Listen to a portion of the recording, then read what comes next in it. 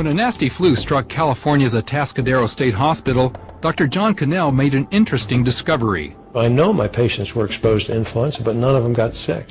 Why? One reason could be that 30 of Cannell's patients had been given vitamin D on a regular basis. Heart disease and hypertension and stroke and cancer are the same diseases that have been associated with vitamin D deficiencies.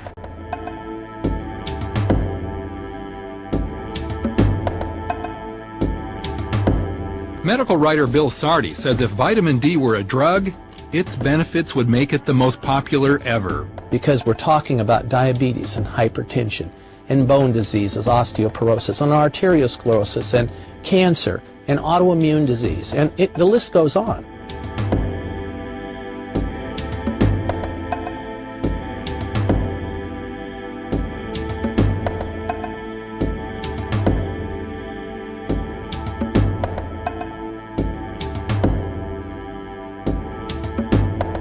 Scientists found that list is so long because vitamin D actually regulates cells, systems, and organs throughout the body.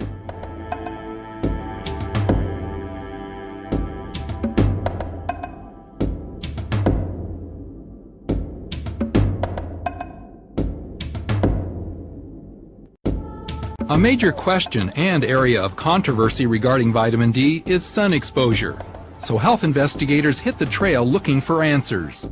Doctors have observed that where there's less sun, there's more cancer, flu, and even autism. For instance, there's more of these diseases in winter, which has less sunlight. And there's also more of these diseases the further you get away from the equator, because there's less sunlight the further you get away from there. But wait a minute, won't this possibly lead to skin cancer? Most sunscreen companies provide products that block the ultraviolet B, or UVB, from the sun. Those are the very rays you need to produce vitamin D in the skin. Now they admit the UVA rays that the sunblock lotions allow to get in are the ones causing the cancer. So they let the one that causes skin cancer in, and they block the one that prevents it. Statistics show skin cancer rates and deaths have actually risen since the sunscreen campaigns began 30 years ago.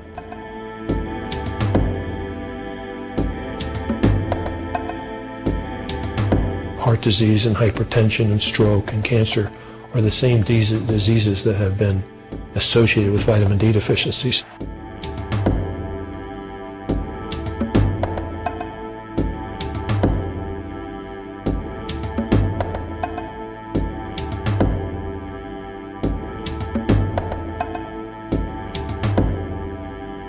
Vitamin D activates your immune system, causes something to be formed called little peptides that kill bacteria and viruses without antibiotic resistance, without side effects. We can use it in very young infants and pregnant moms. There's just clear evidence, especially in the German literature, of choice reaction time, balance, muscle strength, endurance, all improve with vitamin D. And cancer? Sardi says in a new book that a major reason not to be so fearful about the disease is vitamin D. People with the highest levels had 4 times less colon cancer than the people with the lowest levels. I think that's pretty important.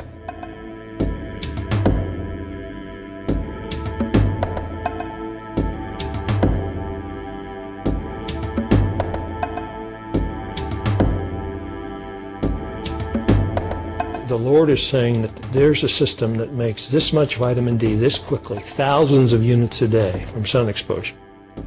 And here's a government over here saying you only need a couple of 100 units a day. So you can sort of ask yourself, who do you want to believe?